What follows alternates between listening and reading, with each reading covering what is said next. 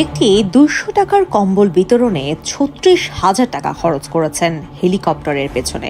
ঢাকা বিশ্ববিদ্যালয় থেকে হেঁটে নাখালপাড়ায় নিজ বাড়িতে ফেরা ছেলেটি এখন হেলিকপ্টারে চড়েন, কাদামাটি এড়াতে লাখ টাকার গালিচায় হাঁটেন।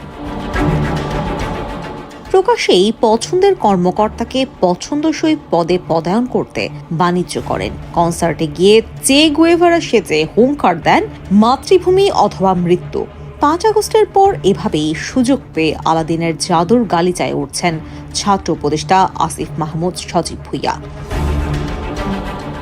রাজধানীর মিরপুর 13 নম্বর সেকশনের বাউনিয়া খালের সংস্কার কার্যক্রমের উদ্বোধন করার আগে লাল গালিচা বিছানো পথে হেঁটে সমালোচনার মুখে পড়েছেন অন্তর্বর্তী সরকারের পরিবেশ, বন ও জলবায়ু পরিবর্তন এবং পানি সম্পদ উপদেষ্টা সৈয়দা রিজওয়ানা হাসান, গৃহায়ন ও গণপূর্ত এবং শিল্প উপদেষ্টা আদিলুর রহমান খান এবং স্থানীয় সরকার, পল্লী উন্নয়ন ও সমবায় এবং যুব ও ক্রীড়া উপদেষ্টা আসিফ মাহমুদ সজীব ভুঁইয়া। যদিও ঢাকা উত্তর সিটি কর্পোরেশন জানিয়েছে, অতিরিক্ত শ্রদ্ধা প্রদর্শনের জন্য নয়, দুর্ঘটনা এড়াতেই লাল গালিচা বিছিয়ে দেওয়া হয়েছিল। কিন্তু বাস্তবতা বলছে ভিন্ন কথা। ঢাকা উত্তর সিটি কর্পোরেশন আসিফ মাহমুদের স্থানীয় সরকার মন্ত্রণালয়ের অন্তর্ভুক্ত। গত 25 জানুয়ারি রিভার অ্যান্ড ডেল্টা রিসার্চ সেন্টারের কর্মকর্তা জনাব মোহাম্মদ এজাজকে উত্তর সিটি কর্পোরেশনের প্রশাসনিক কর্মকর্তা হিসেবে 2 বছরের জন্য নিয়োগ দিতে জনপ্রশাসন সচিবকে স্বাক্ষরসহ চিঠি পাঠান আসিফ মাহমুদ।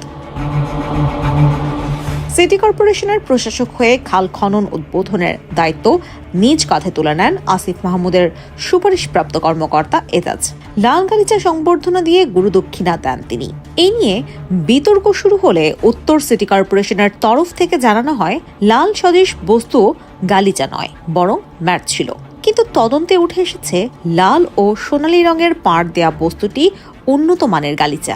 ডিএনসিসি মার্কেট থেকে গালিচাটি কেনা হয়েছে। পৃথিবীর 4টি দেশ থেকে দামি এই গালিচাটি বাংলাদেশে আমদানি হয়।